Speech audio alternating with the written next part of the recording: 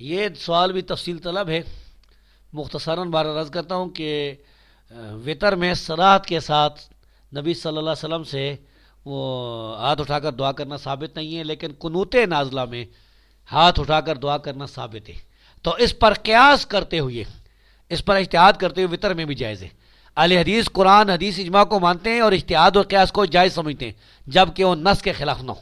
یہ ہمارے خلاف جو پروپیگنڈا ہے نا عباس رضوی کی طرف سے، امین اکاڑوی کی طرف سے، اور اس قسم کے دوسرے جو مبتدعین ہیں کہ یہ جو ہیں یہ صرف قرآن اور حدیث مانتے ہیں باقی کچھ نہیں مانتے، یہ غلط پروپیگنڈا ہے. ہم قرآن اور حدیث کے مقابلے میں کچھ نہیں مانتے ہیں، بس یہ بات یاد رکھیں. تو خیر، یعنی ہاتھ اٹھا کر وطر میں دعا کرنا یہ صحیح ہے، یہ قیاس ہے اس پر قنوت نازلہ.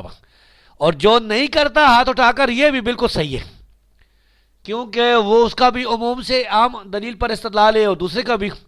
تو اس حالت میں اگر کوئی آدمی رکوع سے پہلے ہاتھ اٹھا کر دعا نہیں کرتا اور قنوت یعنی قنوت نہیں پڑھتا ہاتھ اٹھا کر، بلکہ اس کے بغیر پڑھتا ہے جس طرح ہم پڑھتے ہیں، تو اس میں وہ ہاتھ باندھے ہوئے ہی قنوت پڑھے گا.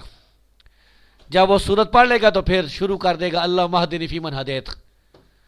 اور اگر رکوع کے بعد وہ قنوت پڑھنا چاہتا ہے تو اس کی بھی دو حالتیں ہیں. اگر ایک آدمی کی تحقیق یہ ہے کہ رکوع کے بعد ہاتھ چھوڑ کر نماز پڑھنی چاہیے تو ہاتھ چھوڑ کر ہی وہ قنوت پڑھے گا. اگر ایک آدمی کی تحقیق ہے کہ رکوع کے بعد ہاتھ باندھنے چاہیے تو ہاتھ باندھے ہی وہ پڑھے گا. تو یہ مسئلہ چونکہ اجتہادی ہے، اس میں ایک دوسرے پر انکار نہیں کیا جائے گا. جس مسئلے میں واضح طور پر کوئی نص صریح نہ ہو یا یعنی علماء کرام کے درمیان اختلاف ہو، شروع سے اجتہادی مسائل ہوں، تو اس میں تشدد نہیں کرنا چاہیے. جس کی جو تحقیق ہو اس پر عمل کرے اور دلائل کے ساتھ اپنا مسئلہ کو بیان کر دے.